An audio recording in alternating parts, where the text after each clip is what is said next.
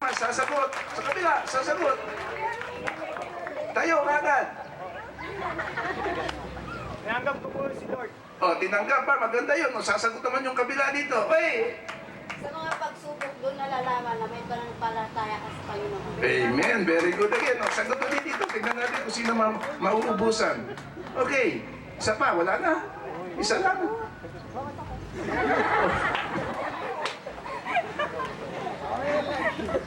Oh, wala na ba? Sige, hindi bali. At kailangan busin ko ito eh. Alright?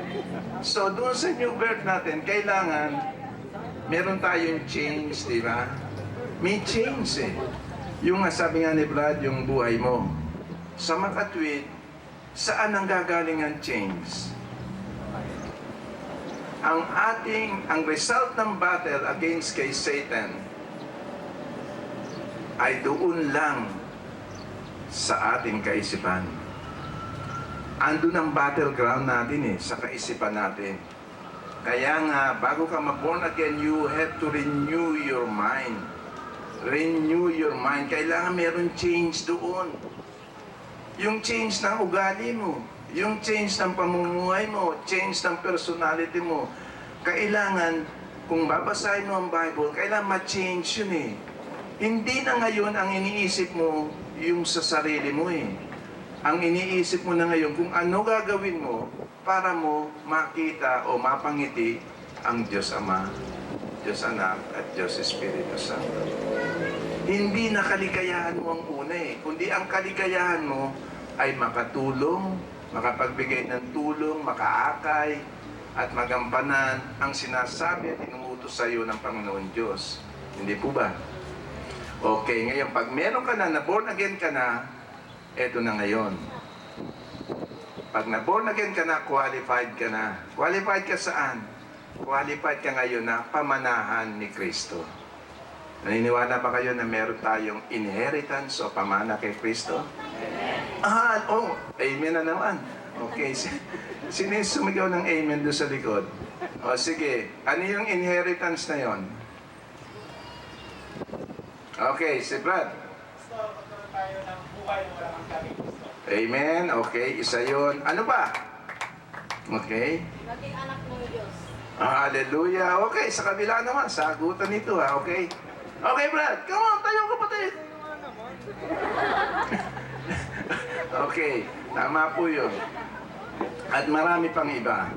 Pero alam niyo po, doon sa inheritance na yon, maski na sa ating natural na buhay dito, legally, 3 po ang partido sa inheritance o doon sa will, yung last will and testament. Ang will po ginagawa bago mamatay ang isang tao. Ginagawa na po yun. Ito ang gusto kong mangyari, ito gusto kong ibigay sa mga anak ko, sa mga kapatid ko, etc. Ang unang partido po doon ay ang tawag ay testator. Ang testator po, yung po ang magbibigay ng pamana sa inyo. Tatanong niyo ba, testator po ang tawag doon. Ang pangalawa pong partido doon, yung executor. Yung executor, siya po ang tutupad at gagawin niya kung ano ang iniutos nung magbibigay ng pamana. Okay ba tayo dyan? O baka kami natutulog pa dyan. Okay? At yung pangatlo po, yun ang beneficiary.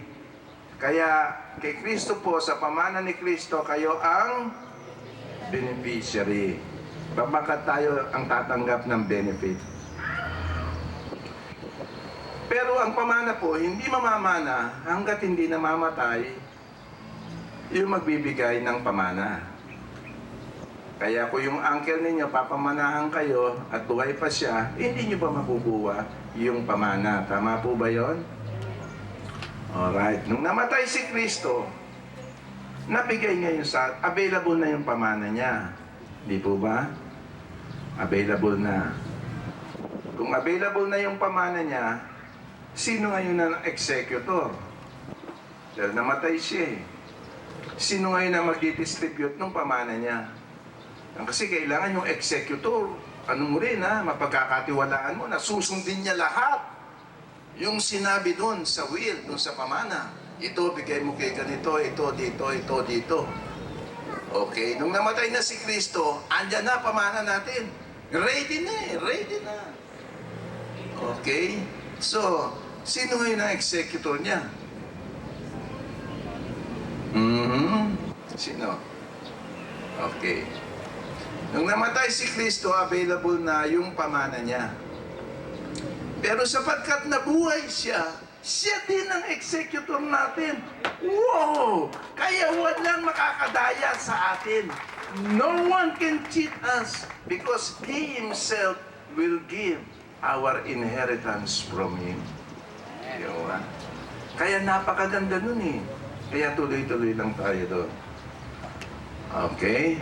Tatagalan tayo, ha? Okay, tignan ko kung kayo mas matagal o ako mas matagal. Okay. Ngayon, yung babalik ulit tayo sa faith. Kasi minsan, nagsa-sidetrack lang ako, pero babalik tayo ulit sa faith. So again, kailan may faith tayo, alam na natin, general revelation, special revelation, the Word of God, and then bago tayo magkaroon ng faith, kailangan natin ang new birth. Diba? At sabi sa new birth, ano? Unless you are full of debt, you cannot enter the kingdom of God. Sa Tagalog po, unless na marami kayong utang, hindi kayo makakapasok sa kalangitan. Ganun po ba sinasabi doon? Okay, let me see who can recite it. John 3:3. Basahin natin. John 3:3. John 3:3 ba yun? No? John 3:3 nga na tayo. Unless you are born again, you cannot enter the kingdom of God. Pero kung babasahin nyo hanggang 5, yung basahin pa hanggang 5, yung sa verse 5. Verse 5, basahin mo, tuloy-tuloy yan eh. Okay? Wala bang nakakita pa? Oh yeah, si Brad, sige, okay. Sige, basa, tingnan natin. Okay? Alright. Okay. Isang pariseo, ang pinuno ng mga pulo, na naglalaro Nicodemo. Isang gabi siya nagsadyakit. Sabi niya, nalaman namin kayo isang gulong mula sa Diyos. Nagkat ko lang makagawa ng mga pangwalang ginagawa niyo. Maliban sa kanya, nagot siya. Sabi ko sa inyo, maliban sa pinanganak na muli, isang tao, hindi siya magharian ng Diyos. Paano po may panganak na muli isang tao, kung matandaan niya siya, matandaan siya. Pumunta ka na sa sa 5. Yun lang eh. Okay. Ano sinasabi sa verse 5? Sinasabi ko sa iyo, maliban ng tao, ipinanganak sa tubig at sa espiritu. Hindi siya magharian ng Diyos. Okay, sa tubig at espiritu. Ano po ibig sabihin nun? Kailangan, alam natin yun. Kasi pag binasa natin doon sa inaakay natin, hindi natin maipaliwanag, mahihirapan tayong umakay sa Kanya. Dahil tuloy-tuloy yun eh. Kasi darating yung tanong na pinagtatanong din sa akin, alam ba ng Diyos kung maliligtas ako? O hindi ako maliligtas? Ano sagot doon? Alam ba ng Diyos? Oo. Tinanong ako ulit doon, kung alam ng Diyos, bakit pa ako magpipreach? Bakit pa ako magyayaka kung alam naman ng Diyos na maliligtas siya talaga? O hindi? So meron na tayong point doon na ang sinasabi dito, yung election, predestination, etc. Kung nakadestino na tayo na maligtas o hindi. Malaki pong discussion yun. Pero essentially po, yung sinasabi na kailangan maligtas ka saan? Sa tubig at sa espiritu. Ano po ang tubig? Ang tubig po ginagamit yung panlinis eh. Panlinis po yan. Ano po ang panlinis na sinasabi sa Biblia? Ang salita ng Diyos. Yung po sinasabi, kailangan linisin natin ang kaisipan natin sa salita ng Diyos. Ang panlinis na yan, hindi po yung, ano ba yung panlinis sa kusina? Tide o yung sabon? Hindi po yung, Ang panlinis mong ito maglilinis sa buong katauhan mo. Ang salita ng Diyos. Kaya sinasabi din sa Bible na kay David, sinabi niya gano'n, young man, cleanse your life. Cleanse your life with the Word of God. Kaya yun ang kailangan natin. So, okay na ba yung Brother Bert? Punta lang ako sa, dun sa Philippine Bible Society, pili ko ng Bible, tapos papamigay ko lang. Well, meron natawag doon na shotgun evangelism. You know, bigay ka lang ng bigay. Maring baka makaswerte ka, di ba? May maligtas doon. Okay ba yun? Hindi ko masabing okay, hindi ko masabing hindi. Dahil kasi hopefully nga, tanggapin niya. Pero napakahirap eh. Kailangan ang pag-akay natin one-on-one. Para doon makita at natawag na pagmamahal. Kasi kung hindi niya makita eh. Actually siya maniniwala kung sa nakikita ng tao. Hindi doon sa sasabihin mo eh. Kailan pakita mo muna na you care for him or for her bago kanya paniwalaan. Makita muna sa buhay mo. Ngayon, ang salita ng Diyos, pag walang halo ng Espiritu, hindi magkakabuhay. Kaya sinabi doon kailangan ng Espiritu eh. Kaya sa bawat inaakay natin, kailangan yung pananampalataya natin nandoon at panalangin na yung taong yun ay makakita ng liwanag. Okay? Hello, everybody? Okay, hello. Ako pa malakas. Baka kailangan nyo ng tubig. May tubig ako dito. Okay. Alright. Walang alisan, walang iwanan, ha? Okay, hindi naman ako pwede magtagal dito 1 linggo, kaya wala tayong iwanan. Alright, so kung merong faith ka, ano ang kilos ng isang taong merong faith? Okay. Sino tataas ng kamay?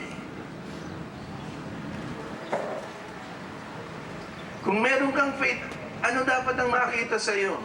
Other than sa pagbabago ng buhay.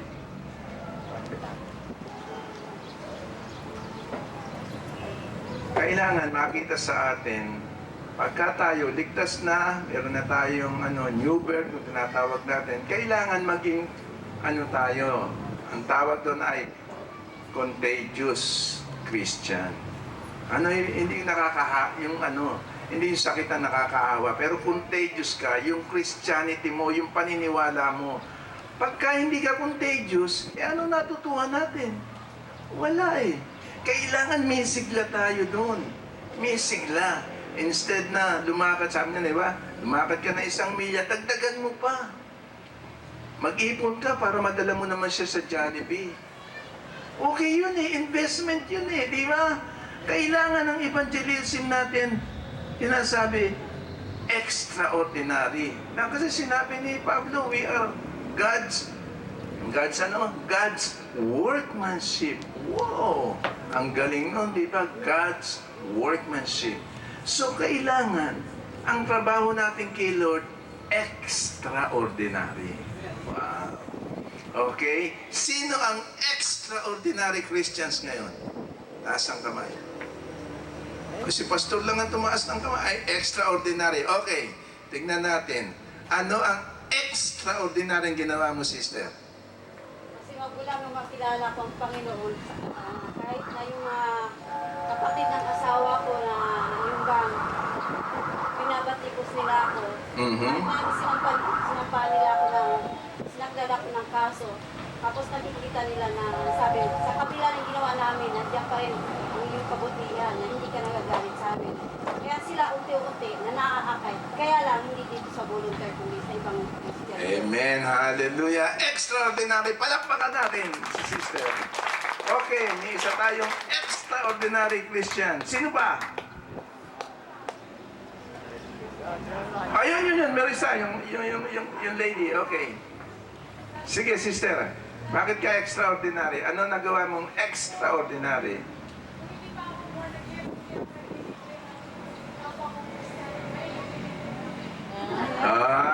Okay. Palakpakan natin. Dalawa na. Pa tayong kulang-kulang na 100. Okay, sino ba? Extraordinary. extraordinary. Alam po ninyo, yun ang kailangan maging goal natin eh. Kaya kailangan natin ng inventaryo kung ano na nagawa natin para yung mga sa buhay natin na hindi mabenta, huwag na tayong umorder noon. Ibig sabihin, huwag na natin gagawin yun. Kung masungit ka tuwing umaga, wala kang na-attract na nakapatiran o ng ibang tao, wala na. Tapon mo na yung kasungitan. Kasi hindi mabenta eh, di ba? Pero kung nakangiti ka sa kapwa mo at dumadami yung na-attract sa'yo, maganda yun, dadamihan mo yun, di ba? Kaya yun ang kailangan natin eh. Sapagkat sabi ni Kristo, ang gantimpalang bibigay ko sa inyo ay ayon sa nagawa mo. Hindi yung maliligtas tayo sa nagawa natin, kundi tayo'y gumagawa ng mabuti dahil ligtas na tayo. Ang mabuting ginagawa ng isang Kristiyano ay bunga ng kanyang pagiging Kristiyano. Okay? Kaya i-inventoryahin natin ang bunga ninyo. Alright? Sino may mga bunga dito? Hindi po bungang araw, okay? Hindi po yun. Yung talagang bunga po. Sino po may bunga dito? Ayun, isa. Okay, Brad, pakita nyo nga para ma-encourage sila. Ano ang bunga natin?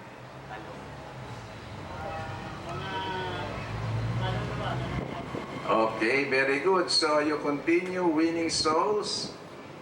Very good. Okay, sino ba? Bunga. Asaan? Alam niyo si Kristo, nagutom siya one time. Sabi niya, gutom na ako eh. Aba, yun Nakita niya yung fig tree. Halika, tignan natin, baka may bunga yun. Ang lago-lago ng fig tree talaga. Pinuntahan nila eh. Kaya, ano ba klaseng puno ito? Gamit ng lupa ako, wala namang bunga. Diba? So ano sabi niya? Wala na sanang tumikim ng bunga mo. Diba? Ginagastusan mo lang ako. Ang nutrients ng lupa ko ginagamit mo, wala ka namang bunga. Diba? Kaya ganyan din sa buhay natin. Ibinigay niya na lahat. Ibinigay niya na lahat sa atin eh. Kaya lang nga tayo again, yun na naman sensory perception. Mahirap ako kasi wala akong kotse. Wala akong maski tricycle, wala. Motorcycle, wala. Kaya nasa isip mo, mahirap ka eh. Pero hindi nakikita natin na mayaman tayo. Nakikita niyo ba na mayaman kayo? Tahimik eh. Maraming mahirap dito, Pastor. Alam niyo kung bakit mayaman tayo? Ako, mayaman ako. Hindi dahil sa nasa Amerika ako. Mahirap din ang buhay sa Amerika. Pero ito kung bakit ako mayaman. Ito, tandaan yung mabuti. Luma, si Ayala, Yutchenko, si Mr. Lim, etc. Ito tatandaan nyo. Unang-una, sinabi ni Kristo, ang kayamanan ay nasa sa inyo. The kingdom of God is within you. Sinabi niya yon sa bibig ni Kristo. Tandaan nyo lang, the kingdom of God is within you. Kaya kahit na nasaan ka, mayaman ka eh. Ano ba makikita natin dun sa kingdom niya? Ano makikita natin? Wow, siguro, parang heaven, di ba? Streets of gold. Ito naman, streets of dirt. Pero doon sa kingdom niya, streets of gold, di ba? Pearls and all kinds of precious stones. Na bakit tayo mayaman? Bakit ko masasabi, Brother Pipal, sabi ka na, sabing mayaman kami. Wala nga kaming pangkain eh. Dahil kasi nga, iniisip lang natin yung nakikita natin. Diba? Pag hindi natin nakikita, hindi tayo makumbinsi na mayaman tayo. Mayaman ba kayo? Taas ang kamay, mayaman ba kayo? Okay, at least may tumaas ng iba. Kung ikaw ay may kalayaan, if you have freedom to choose, mayaman ka eh. If you have the revelation of God, the Word of God, napakayaman mo. Pagka doon makikita mo na ikaw ay tagapagmana o kahati ng tagapagmana o kasamang tagapagmana ni Kristo. Pero still, hindi natin hindi natin mahawakan. Kaya, natatalo yung pagka-Kristiyano natin. Yung faith natin natatalo eh. Kasi nadinig mo, sinabi ng tao, ganito, ganyan. Natalo na tayo dun eh. Nadinig, ganyan, ganyan, ganito. Talo ka na dun eh. Kasi piniverify mo dun sa nadidinig mo. Huwag ganun. I-verify mo lahat ng nadidinig mo sa salita niya, sa salita ng Diyos, sa Biblia. Doon mo alamin kung ano ang gagawin mo. Pag alam mo yun, then mayaman ka. At ang knowledge natin, pag wala kang revelation, history lang yun. History lang. Example, kung isa sa inyo, may cellphone, pakitawagan mo nga si President Bush, sabihin mo, President Bush, iniimbita ka ni Brother Bert dito sa Pilipinas, bayad na ang pamasahe. Round trip. From White House to White House. Anong sasagot sa inyo ni President Bush? Sino ba yun?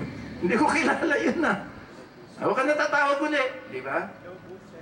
History lang eh. Walang revelation. Walang revelation eh.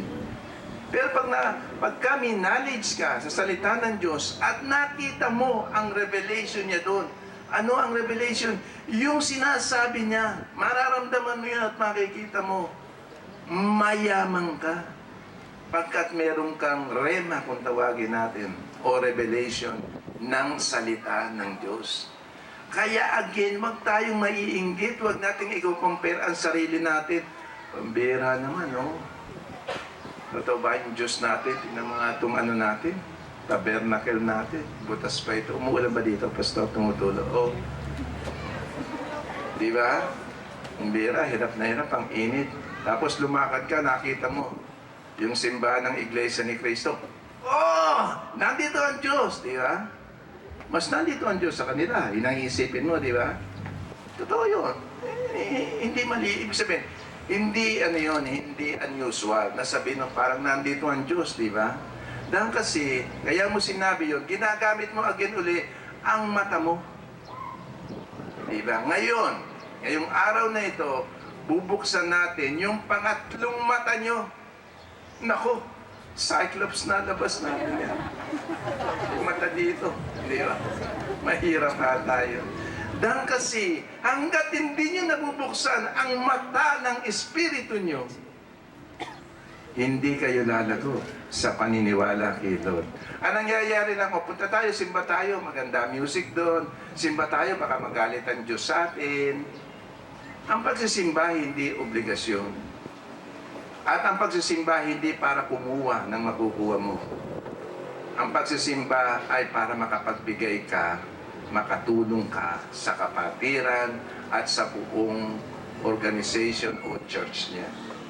Kailangan ikaw ang magbibigay. Kasi andoon ang formula eh, para tayo magkaroon ng prosperity, yung pagbibigay. Alright? Now, yung pangatlong mata, minsan mahirap. Sa dami eh. Pagka nag-discuss ako ng ganito, marami na naman akong sasabihin dun eh.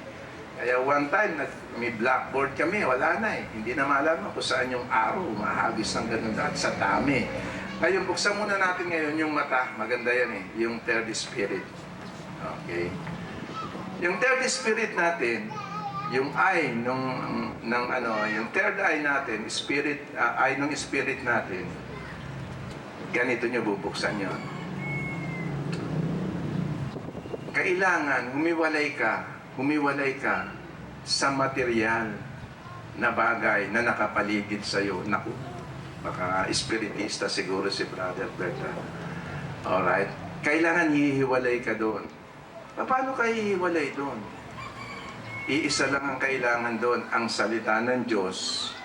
Well, of course, pag sinabi mo salita ng Diyos, kasama din ang Espiritu Santo na nagbibigay doon sa salita niya.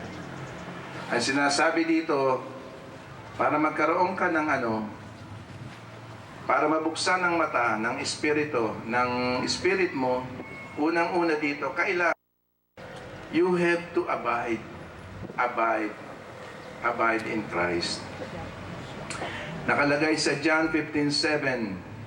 Babasahin ko na lang, alright? Para makabilis-bilis tayo. If you abide in me, and my words abide in you, you will ask what you desire, and it shall be done for you. Wow! Ang galing naman, ano? Diba? If you abide. Ang tanong ko ngayon sa inyo, paano ka mag-a-abide? Yan. Okay. Paano ka mag-a-abide ngayon? Paano gagawin mo? Eh, siyempre, abide. Eh, kailangan malaman natin, di ba? Hindi naman ang salita ng Diyos parang, ang gandang pakinggan nun, ha? Tapos, maybe may nagagandahan ka, pero kailangan, hindi pa revelation yung maganda eh. Love your neighbor. Oh, wow. I really love her. I really love him. Di ba? Siguraduhin mo lang walang asawa yun. Kaya ibig sabihin nito, yung abide in the Word, manatili ka kay Kristo. Ngayon tanong ko, paano ka mananatili kay Kristo? Bakit yun ang isang hakbang para mabuksan yung third eye mo, which is the eye of the Spirit. Paano? Meron man nakakaalam dito? Okay. Kung mananatili tayo kay Kristo, dapat ang ginagawa natin sa buhay, yun ding ginagawa niya. Okay ba tayo doon? Kung ano ginagawa ni Kristo, yun din ang gagawin niya. Ang gagawin natin. Marami siyang example na sinabi hanggang sa Holy Communion. Sinabi niya yun na, you drink this cup, this is the cup of my blood, the blood of the new and everlasting covenant, diba? It will be shed for you and for many so that sins may be forgiven. Ito ang bread ko, kakainin nyo rin yan. Ang hindi kumain yan at hindi uminom ng dugo ko, hindi maliligtas. Ganun ba dapat gawin natin? Eh wala na si Kristo dito eh. Dinuguan na lang ang natira. Hindi ba? So ano ibig sabihin nun? Ibig sabihin you abide in Him eh. Lang kasi pagka ininom mo na yung grape juice, na nire-represent ng dugo niya, it forms part of your body. Kaya ang message niya doon, maging united tayo sa Kanya. Pati yung katawan niya, pati yung dugo niya. Pag united tayo sa Kanya, ang sabi niya, hindi tayo magkakasakit. Hindi tayo magkakaroon ng diseases. Ang buhay natin ay hahaba at ang paningin natin ay hindi lalabo. Kailangan nawakan mo yun. Eh, ginawa ko yung Brother Bert eh. Isang buwan na eh. Hanggang ngayon, mahina pa ako. Hindi ba? Dahil kasi na naman, binerify mo na naman ayon doon sa nakikita mo at nararamdaman mo. Pag ganun po ang ginawa natin, hindi tayo makalalabas sa material nating pangangatawan ngayon at sa material na mundo na ito. Kailangan umalis tayo doon. By faith nga, hindi mo paniniwalaan yung laban sa nakikita mo. Kung sinabi ni Lord, by my wounds, by my stripes, by my blood, you are healed, paniwalaan mo yun. Magaling ka na. At sabihin mo, my God is able. My God can do all things and I can do all things in Christ. Doon mo ngayon masisimulan yung matibay mong paniniwala when you continue to abide in Him. Okay, kwento naman ng konti. Doon sa 2 Kings, I think chapter 6, 11 to 13, hanapin nyo na lang doon. Example ito. Si Elijah, may assistant siya. Ang assistant niya, si Elisha. Si Elisha naman, meron ding assistant. Ang assistant niya, si Gehazi. Nung panahon pong yun, naglalabanan ang King of Assyrians at saka ang Israelites. Nagtataka itong hari ng Assyrians, sabi niya, bakit ganito nangyayari? It's time na tayo dapat mag-ambush sa kanila. Gumagawa ng parang para ma-ambush nila mga Israelites eh. Tayo na-ambush eh. Paano ba yan? Palagi na lang, magpaplano tayo. May bumabaliktad eh. Palagay ko may isang trader dito. Sinabi niya doon sa kapitan niya. Sumagot yung kapitan niya, hindi ho sir eh. Dahil kasi ho, meron silang propeta. Propeta! Saan yun? Doon po sa city of Dothan. Puntahan natin yung propeta na yan. Kailangan makuha yan. Paligiran yung city na yon. Ayun. Kaya mga Assyrians, dala yung mga kapayo nila, lahat and everything, pinaligiran yun, yung city of Dothan. Doon nandun si Elisha. Again, si Elisha, siya ang assistant ni Elijah. Pero si Elijah, tinangay na doon sa langit. Chariots of fire, di ba? Ngayon, si Elisha ngayon, meron siyang katulong, si Gehazi. Yan. Isang umaga, napakaganda ng araw, napakaganda ng ganda. Hindi mainit na ganito. Morning maaga. Tutuwa siya. Panikayin siya dun sa pader para gusto niyang makita yung yung landscape maganda yun. Panik siyang gano'n. Pagpanik niyang gano'n, nakita niya, pagsilip niyang gano'n, oo, nakita niya. 10,000, 20,000, 30,000, 40,000, 50,000. Oo, napaligiran sila ng mga army, mga sundalo ng hari ng Assyrians. Nataranta ngayon si Gehazi, takbo na ngayon siya kay Elisha. Master, may problema tayo, sir. Ang laki ng problema natin. Teka muna, anong problema sinasabi mo? Kumain ka muna doon. Hindi sir, talaga napakaling ng problema. Patay tayong dalawa nito. Sabi niya, hindi, ganito gawin mo. Minatira pa akong donuts doon. Kainin mo muna, okay? Sundin mo muna ako. Ako master mo, di ba? Sige, kumain ka muna doon. May kape doon o magtimpla ka ng kape. Okay, kumain ka muna doon and then saka tayo mag-usap. Si Gehazi na, sige, punta siya. Kain na ng donuts na natira, nagtimpla ng kape, etc. Balik na ngayon siya kay Elisha.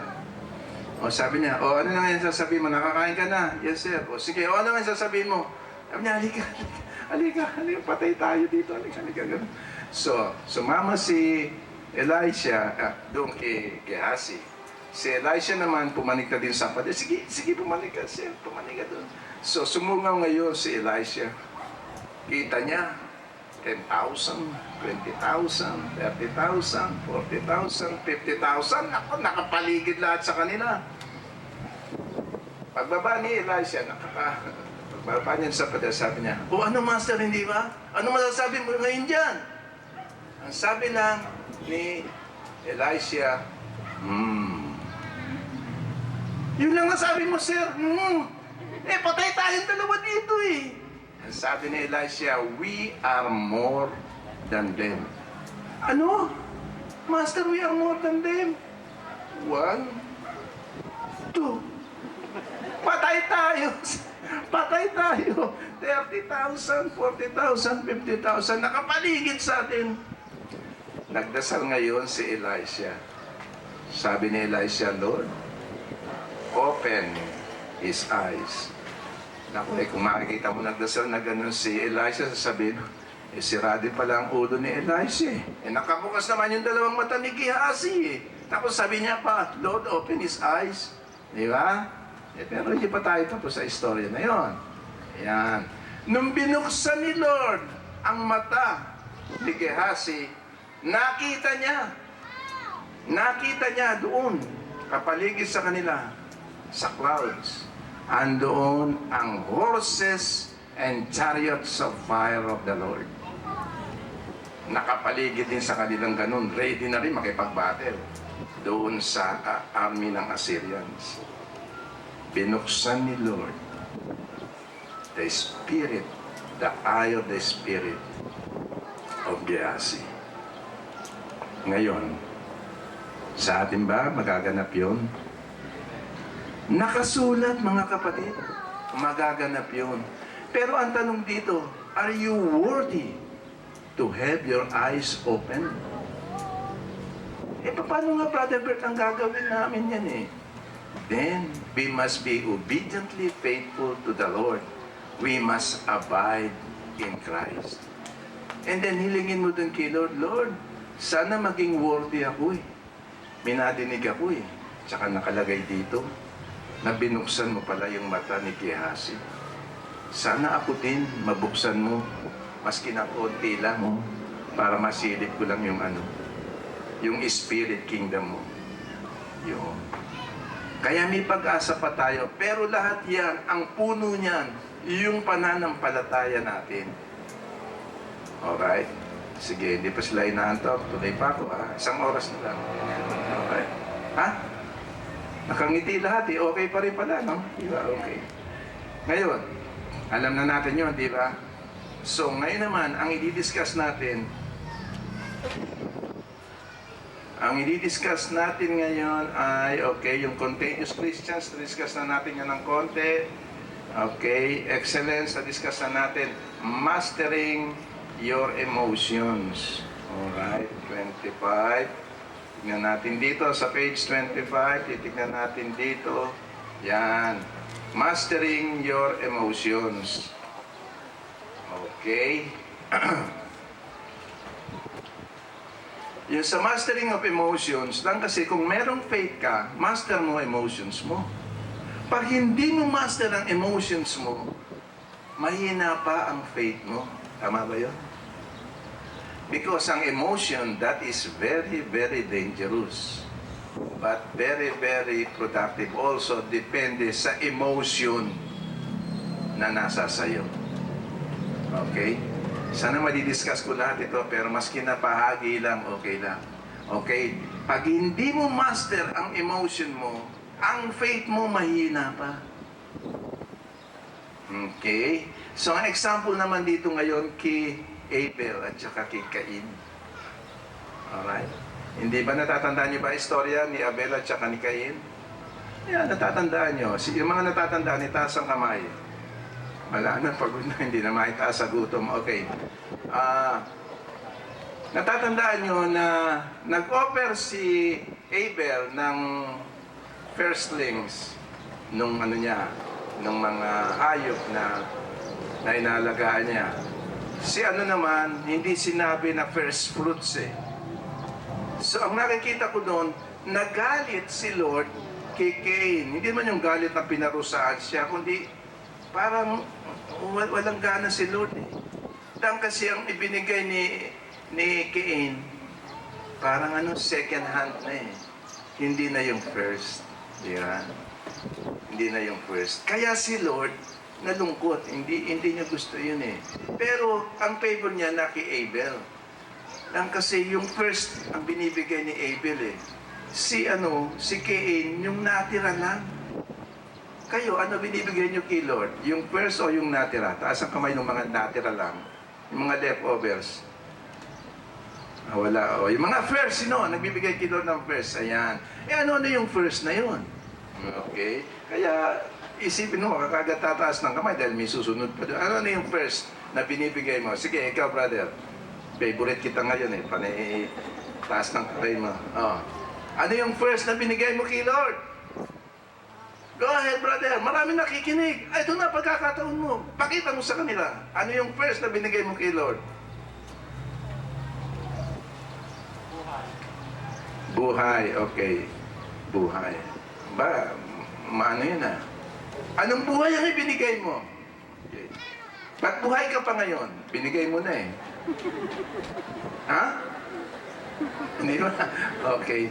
So essentially, yung priority natin kay Lord sa lahat ng ginagawa natin, of course, alam ni Lord kailangan nung magtrabaho, alam nung kailangan gawin ito, etc., etc. Pero kailangan may schedule din siya. Yung priority na, hindi na sabihin kailangan alas 3 ng umaga, nagdadasal ka na para fair siya. Hindi yun eh.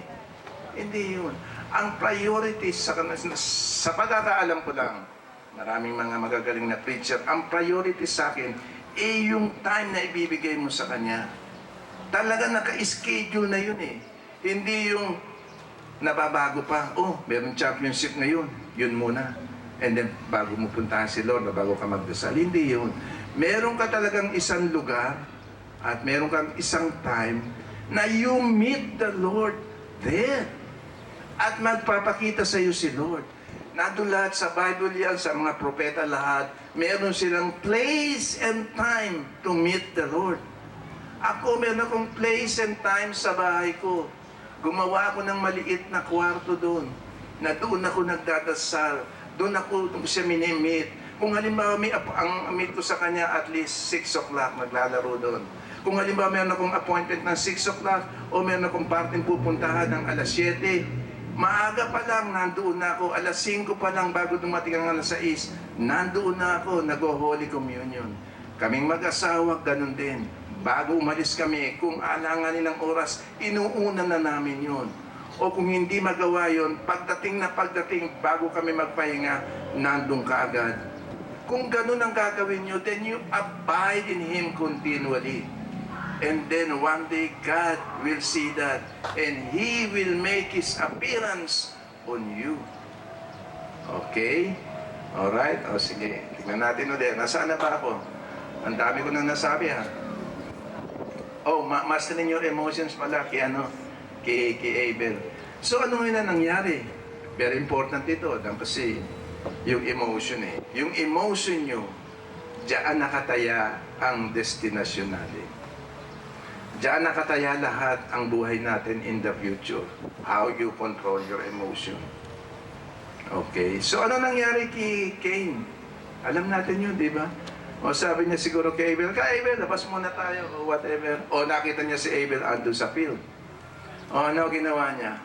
Kinausap niya, di ba? Kaya kayo, pag galit na galit kayo, dahil nakita na ng Diyos Sabi niya, ba't ganyan ang mukha mo? Cain, ba't ganyan ang mukha mo? Hindi maipinta. Nakakita na ba kayo ng mukha na hindi niyo maipinta? Hindi pa kayo nakakakita ng mukha na hindi nyo maipinta? Ha? Ibig sabihin nun hindi mo yan yung brush mo kung anong klaseng mukha yun, sa galit ni Cain, di ba? So nung magalit si Cain, ano naging bunga nun? Hindi niya na nakontrol ng emotion niya, di ba? So anong nangyari? Pinatay niya yung kapatid niya. Marami tayong narinig na istorya, hindi lang kay Cain. Sa paligid natin, maraming istorya na ganyan, di po ba? Nasangit-ngit ni Cain. Dan kasi nagbunga na, nanganak na yung pagkagalit Kaya yung pagkagalit niya, yung anger niya was so deep and so hard, naging martyr. Hindi po ba? Kaya, very important po na master natin ang emotion natin. Paano na naman, Brother Bert yun? Ang dami naman principle niya. Bago na naman yan.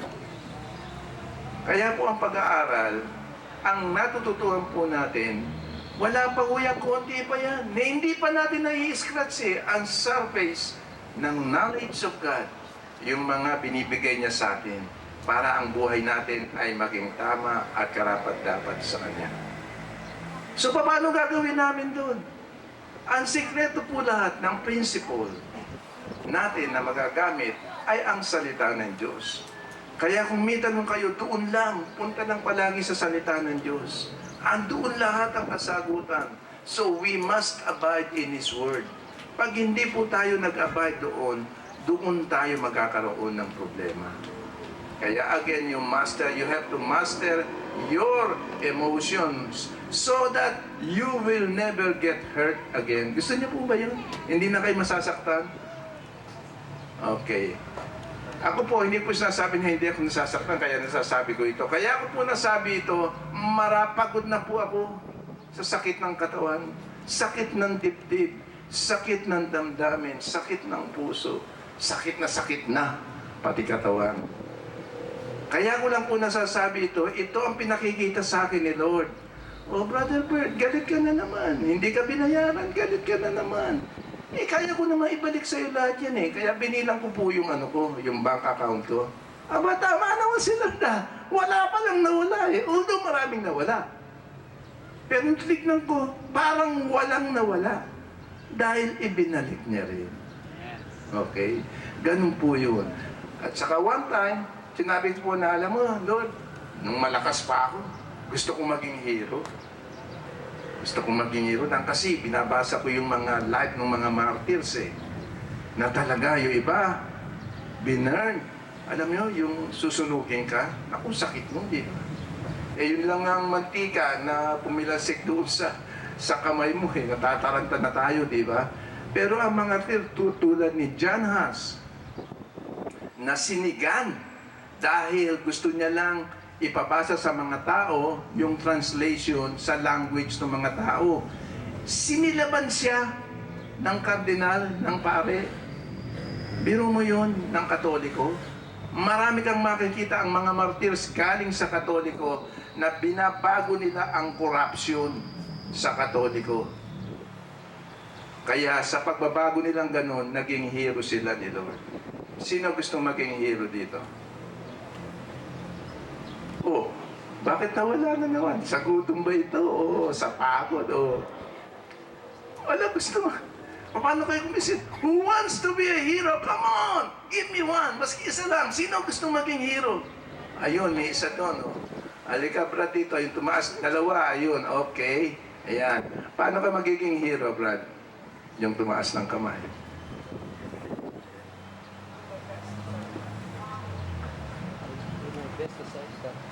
Okay. Hindi ko nadinig eh. Pakipugol mo nga dito yung ano. I'll do my best to serve God. Oh, you do your best to serve God. Amen. Alright. Fine. Ngayon, ang hero po, hindi po na sinabing hero, kailangan mamatay ka. Dahil iisip na kasi natin, oh, mahirap yung brother na ayoko pang mamatay. Di po ba? Pag sinabi nating hero, kala natin, ibibigay natin yung buhay natin para mamatay. Merong pagkakataong ganun. Katulad sa mga apostoles, they became heroes and martyrs. Because kinailangan na ibigay nila ang buhay nila. Pero marami din namang heroes na hindi naman namatay. Marami, mas may apostoles, si John, hindi naman siya namatay, di ba? Sa Patmos, tinapon siya doon. Hindi naman siya namatay na as a martyr. Pero martyr siya, hero siya, because he continued to stay faithfully with the Lord. Kaya yun, magiging hero din tayo kung ganun ang nasa atin. Alright, so alam na natin? Alright, sino ang ready maging hero ngayon? Oh, at least isa dito. Ang dami pa. Isa, dalawa. Dalawa, ilan kayo? Mga 6 na po kayo eh. Takot pong sumagot. Takot sumagot? Okay, yeah. Pag-usapan natin ang fear. Gusto mo pag-usapan yung fear? O, sige, ako kahit saan ako, kahit ano ay bato nyo sa akin. Hindi ako mauubusan ng sermon. Biro mo, sa pag-aaral na 30 taon, hindi ako mauubusan ng isang sermon, hindi tayo mauubusan ng pag-uusapan natin. No, to increase your growth in Christianity. Huwag tayong matakot. Dan kasi, to tell the truth of God, is better than life. Alam niyo po ba, ang panlaban ni Satanas ay death, kamatayan, di ba? Ano naman ang ginamit na panlaban ni Kristo at saka ng mga apostoles? Aber, anong weapons ang ginamit nila? Oh, anong ginamit nila? Di ba? Ginagamit ni Satan, papatayin ka, pinatay niya si Kristo, di ba? So ano ginamit ni Kristo? Ano ginamit ng mga propeta? Ano ginamit ng mga apostoles para labanan si Satan doon sa weapon niya? Ginagamit ni Satan is death. But we use dying. Meaning to say we are not afraid to die. Sapagkat doon lang tayo mananalo sa kalaban. Naku, ayoko niyan, brother. Iba na lang i-preach mo. Takot tayo, di ba? Totoo naman nakakatakot. Kaya lang tayo natatakot kasi hindi pa tayo sigurado kung may langit talaga eh. Sino sigurado dito na may langit na talaga? Kung sigurado ka talaga, ha? Tatanungin kita uli. Ano nga patunayan na may langit? O, si Brad, ito, mamalapit-lapit. O, sige, Brad. Hindi ka tatakot mamatay, ano? Sige, tumayo ka dito. Ha? Tatakot ka na? O. Yun ang ibig kong sabihin eh. Pagka ang paniniwala mo ngayon, natatakot kang ibigay ang buhay mo, ang tayo, ganito. Sige, Lord, I give my life to you. Diba? Gamitin mo ang buhay ko. Ayun ang sabi natin. Sabi ni Lord naman, gusto nga gamitin ang buhay mo. Pero, wala ka naman time na binibigay para pag-aralan ng salita ko. Siyempre, kung nasaan ang salita mo, gawin natin, isabuhay natin. Pag yun ang ginawa mo, din gagamitin ka ni Lord eh. Kaya doon sa inheritance natin, hanggat wala kang maturity, sinasabi doon, hanggat bata ka pa, hindi ka niya bibigyan ng mga inheritance, mga pamana na para sa iyo. Ano na yung mga pamana? Napakarami lahat. All blessings that He would give to you, yun ang pamanas niya sa iyo. Pero hindi ka niya mabigyan dahil kasi bata ka pa. Kung ang nagpamana sa iyo, sa batang ito, pinamanahan siya ng nanay niya o tatay niya o ng uncle niya, ang batang ito na nasa harapan ko, hanggat hindi siya lumalaki, hindi niya makukuha ang pamanang ibinigay sa kanya. Maski na namatay na ang tiyuhin niya. Eh, kailan lang ibibigay yun? Pagdating niya ng wastong gulang. Eh, ano naman ang gulang natin? Sa isang Kristiyano, God will not give your inheritance, maski na born again ka na, hanggat ang pagkatao mo ay parang bata pa. Sinabi din ni Pablo yan. Nung bata ako, okay lang yun. Pero ngayong malaki na ako, eh dapat ang kakainin ko na ngayon ay meat na. Hindi na yung puro gatas, pambata lang yun eh. Malakas ka na, di ba? Kaya pakita mo na yung muscle mo. Oops, wala pala akong mapakita. Yun ang kailangan. Bago ipamana sa iyo yun. Kaya ilan dito ang mature Christians? Mature, ha? Tatanungin ko kayo uli kung ano maturity. Okay, ilan dito ang mature? Ha? Matthew, hindi, mature ang sabi ko, hindi si Matthew. Mature ang, ayun, mature ito. O sige, bakit ka mature, sister? Sa kabila ng mga pagsubok, nagpapatuloy ka sa Panginoon. Amen. Praise the Lord. So, yun ang maturity, yung pangunawa mo sa buhay. Kung may pangunawa ka sa buhay mo, then you have maturity. Then the Lord will use you, will give you blessings. Meron na akong trabaho, pambili ng kotse, lahat, hindi yun. Pwede ka rin bigyan ni Lord ng kung kinakailangan. Pero bibigyan ka ng higit doon. Yung bigyan ka niya ng blessings na makapag-pray ka sa isang may sakit at ang may sakit na yun ay naligtas mo. Wow! Yun ang reward na ibibigay sa ni Lord ay hindi mahangganan ng salapi, ng pera, ng kotse, or anything. Pagkat ang ibibigay niya sa iyo, reward ay liwanag ng iyong espiritu. Hindi niyo matatitignan na maraming reward na sinasabi sa Bible, pero ang lahat ng reward na ito ay patungkol doon sa liwanag. Napupunan niyo ba yun? Ang sabi niya, you will shine like the sun.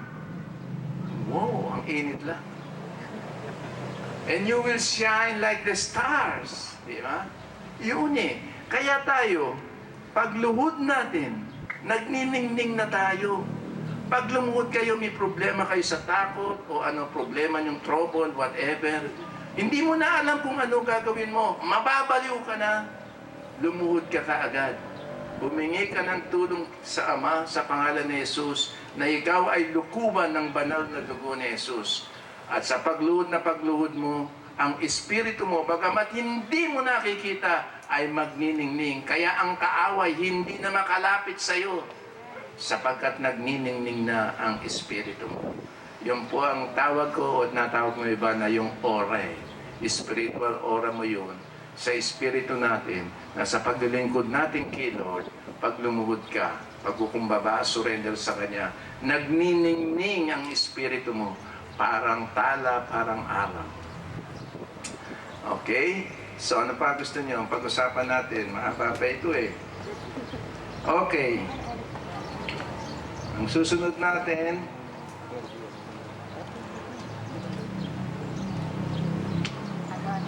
okay.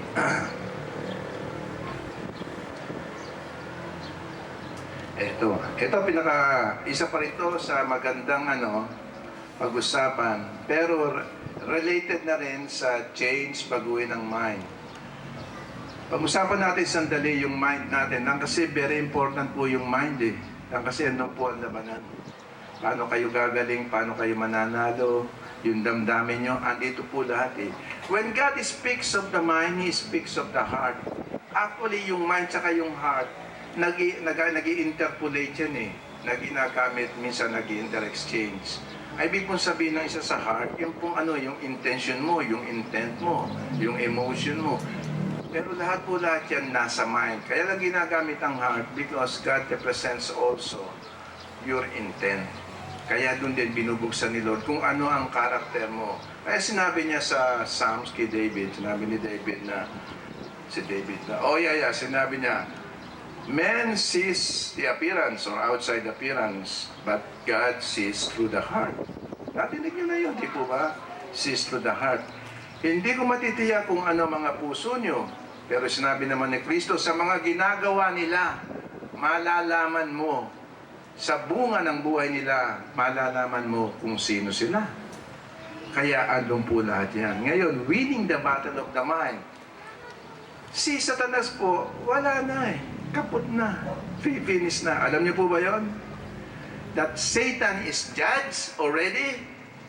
O taas ang kamay, baka meron pang hindi nakakaalam eh. Alam ba niyo? Na Satan is judged already? That he is defeated already? Ayun, may amen. Paano siya na-defeat? Doon sa cross ng Calvario. Ayun, okay. Amen. So, sa blood ni Christ, na-defeat niya ang kalaban. Kaya ang laban natin kay Satan, kung tinatakot ka sa kamatayan, ihanda mo rin. Ready rin ako mamatay. Ngayon, kung mamatay ka naman, ando na ang langit para sa'yo. Naka-reserve na ang place mo. Kaya huwag tayong matatakot. Huwag tayong mahihiya na kumatok. Huwag tayong mahihiya na i-open natin ang gospel. Andoon eh. Andoon ang purong-purong kailangan natin. Huwag na tayo maghintay pa. Di naman ako pastor eh. Tawag mo na si Pastor Billy, siya na lang pumunta doon.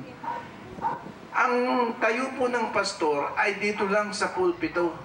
Para po kayo ay kanyang i-energize. Ibigay sa inyo ang energy ng gospel. Pero kayo po ang dapat na lumakad doon sa bahay-bahay. Sa mga kaibigan nyo. Doon po kayo dapat. Meron kayong schedule. Para po, ang sinasabi ni Lord ay magampanan natin. Sinabi niya, humayo kayo at inyong ilaganap ang Ebanghelyo. Di po ba? Ilaganap ang Ebanghelyo. Kung sabi mo, meron kang faith eh. Naku, nakakatakot yan. Tapos na matatakot tayo, hindi tayo dumadaan doon sa dadaanan natin kasi nakikita natin yung malaking building ng Iglesia ni Cristo. Dito na lang ako dadaan, at least hindi ko nakikita. Kasi natatakot tayo again doon sa nakikita ng mata natin. Kaya alalahanan niyo yung istorya ni Gehazi, ni Elisha. Sige lang tayo, pero mo hayaan natin na mapunta yung mga tao sa iglesia na alam natin na mali, tinuturo nila na si Kristo ay